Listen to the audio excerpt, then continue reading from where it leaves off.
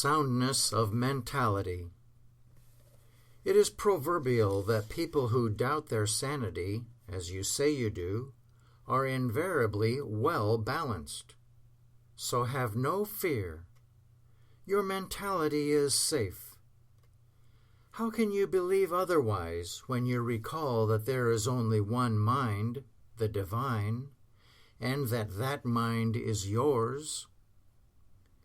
If there is anything that can be depended upon in this world, it is the perpetual soundness of universal mind.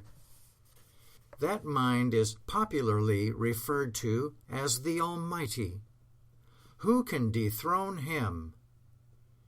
History recounts only one attempt. It was headed, you remember, by Satan, and ended in disaster to him and his entourage. John, in his Revelation, pictures the event briefly but vividly. Milton amplifies the story in his Paradise Lost. More recently, Anatole France has given a philosophic account of that war in his Revolt of the Angels. No, it is unthinkable that the universal mind should be dethroned. Hence, it is unthinkable that man, whose mentality this mind is, should lose his reason. No act of his own, no act of an enemy could bring about such a calamity. Man is unchangeably sane and balanced because he is crowned with unwavering mind. Now, if every individual would acknowledge this sublime truth, the kingdom of heaven would come to earth. The present submergence is due to the stupidity of appraising people as material mortals, and to the fear that they will not only lose their bodies, but their souls. This constitutes the fall of man. We can bring about the restoration by translating ourselves from material mortals back to our native status of spiritual immortals. This we can do by consistent right thinking. Our salvation rests in our own hands, for everyone can think accurately.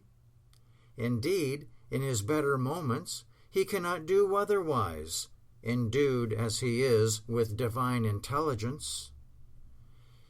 And if someone should come under the unfortunate belief that he is deranged, and therefore unable to think rationally of himself, others can supply that deficiency and insist upon his sanity.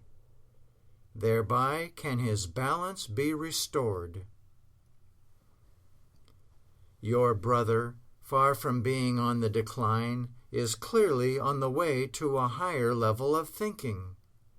This means he is rising into that altitude where he will be amply occupied. Not only is there a place for him, but there is work for him. No doubt of this, and no doubt he will awaken to the fact, for are we not realizing every day that he is the temple of the living God, wherein are the strength and health and intelligence necessary to normal activity? We will not for a moment think of him as mentally impaired or incapacitated. He is full of energy and has a mind to work. And not only is he endued with a balanced and gracious mentality, but he is in the grasp of principle, and principle holds him in line with right conduct. He cannot get out of the realm of rational thinking and acting. In everyday language, he is sober, balanced, and serene. He knows what he should do, and he does it. On the other hand, he knows what he should not do, and refrains therefrom. Yes, he is under divine restraint and government. He cannot deviate from the norm. The one and all-knowing mind is no respecter of persons. he is quite as mindful of your boy as he is of the celebrities. And remember, the boy has never done anything, nor has anything ever happened to him that would interfere with the justice and generosity of mind. All that mind has is his, in line with the promise of the Father in the story of the prodigal, "Son, thou art ever with me, and all that I have is thine," which means that the boy has the intelligence he needs for making good. His mentality is clear, because his mentality is none other than the mind we call God, who certainly is never confused or clouded. We will keep working, and working expectantly. Right again. You are quite right in your conclusion that there is one mind in the world, directing all things and all people. I remember reading this in a local paper not over 40 miles from your city of Ypsilanti, when I was a boy on a Michigan farm. This mind, governing the universe and governing you, cannot be dimmed or lost. It always was, it always will be, lucid and searching. It is what is known as His presence. Hold to the fact that reason cannot be dethroned, or thinking blurred, or perception clouded.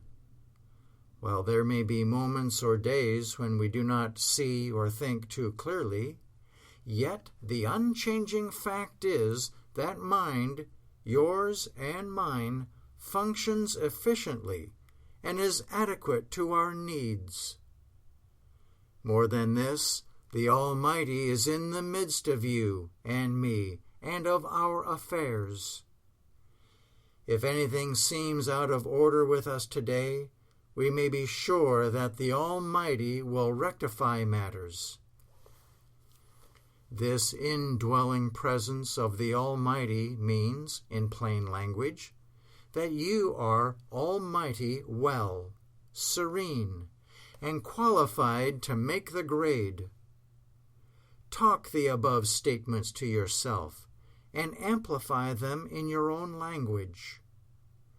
Whenever you do this, you pray, and make no mistake, prayer is answered. When you pray in this way, you identify yourself with an intelligence which will never prove inadequate. I am confident that Charlie will come to himself. He never has done anything, or thought anything, or encountered anything that could shake his mentality. For his mentality is that mind which stands like Gibraltar against any shock. Your note of the 9th shows that he is picking up. Of course he will come too. Only this morning I had a word from a man who was mentally clouded. During the night he had a dream so dramatic that he fell out of bed. Scrambling to his feet, he found that he was all right. This shows how close normal mentality is. It is so close that Charlie has it already. No wonder he wants to write. I expect he will produce a coherent letter pretty soon, and you do so also.